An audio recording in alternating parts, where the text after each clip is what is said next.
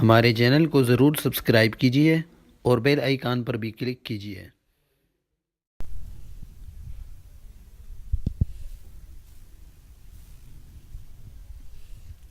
بسم اللہ الرحمن الرحیم، نحمده ونصلی ونسلم علی رسولہ الکریم، اما بعد۔ معزز سامعین و ناظرین، السلام علیکم ورحمۃ اللہ وبرکاتہ۔ آپ تمام حضرات کو الضحیٰ ٹی وی چینل پر دل کی گہرائیوں سے خوش آمدید کہتا ہوں۔ معزز ساتھیو، الحمدللہ ہم نے گزشتہ لیکچر میں مضارع ثقیل اور مضارع خفیف کے متعلق پڑھا، اس کی گردانیں بھی مکمل کیں اور اس کے بعد ہم نے اس کی مثالوں کے ذریعے بھی اس کو ہم نے سمجھا۔ آج کے سبق میں ہم فعل لازم اور فعل متعدی کے متعلق پڑھیں گے۔ سب سے پہلے میں فعل لازم کی تعریف کروں گا اور اس کے بعد فعل متعدی کی۔ فعل لازم وہ فعل ہے جو صرف فاعل چاہے، جیسے نزلہ، نزلہ کا ترجمہ ہے نازل ہوا۔ اور فعل متعدی وہ فعل ہے جو فاعل اور مفعول دونوں کو چاہے، جیسے انزلہ۔ انزلہ کا معنی ہے نازل کیا، جو کہ مفعول کے بغیر نامکمل ہے، اور نزلہ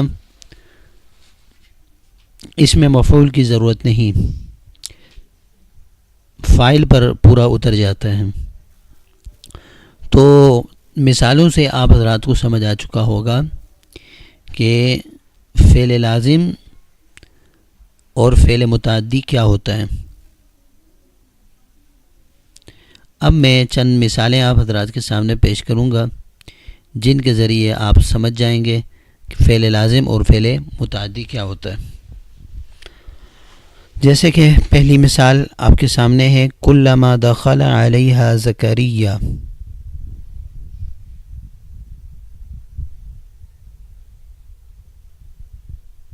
جب بھی داخل ہوتے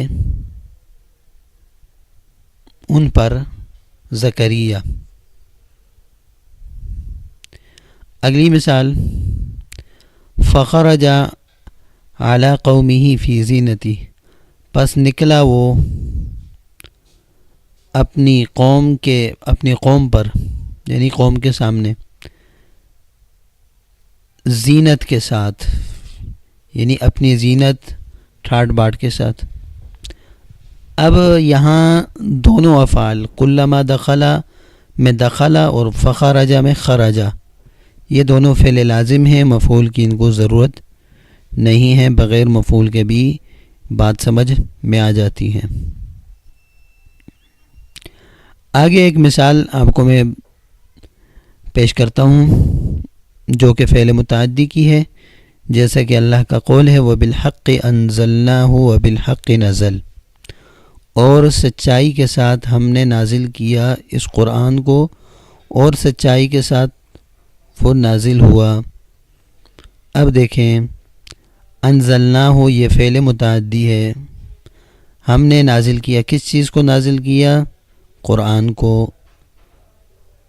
اگر اس میں ہو ضمیر جو قرآن کی طرف لوٹ رہی ہے یہ نہ ہوتی تو بات سمجھ میں نہ آتی۔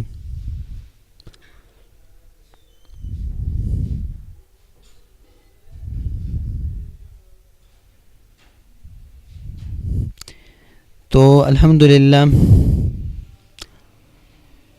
آج کے سبق آپ کو سمجھ آ چکا ہوگا۔ اب پھر میں آپ کو مزید آسان کرنے کے لیے ایک مثال سے سمجھاتا ہوں۔ جیسے کہ میں کہتا ہوں، ضرب زید، زید نے مارا،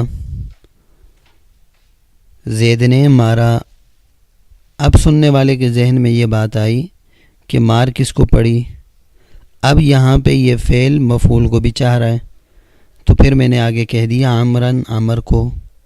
تو جب عمرن کہا تو بات پوری ہوئی اور بات صحیح طور پر سمجھ آئی تو فعل متعدی میں بالکل ایسا ہی ہوتا ہے، صرف فاعل پر بات سمجھ میں نہیں آتی بلکہ مفعول کی بھی ضرورت پڑتی ہے، اور فعل لازم میں مفعول کی ضرورت نہیں پڑتی بلکہ فاعل سے بھی بات سمجھ میں آ جاتی ہے۔ جیسے کہ میں نے کہا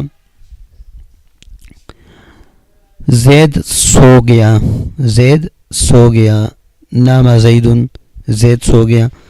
اب اس مثال کے اندر کسی مفعول کی ضرورت نہیں ہے بلکہ فاعل پر بات پوری ہو جاتی ہے اور بات سمجھ میں آ جاتی ہے۔ تو لہٰذا آج کے سبق میں ہم نے الحمدللہ فعل لازم اور فعل متعدی کو پڑھا، جو کہ بہت ہی آسان سبق ہے۔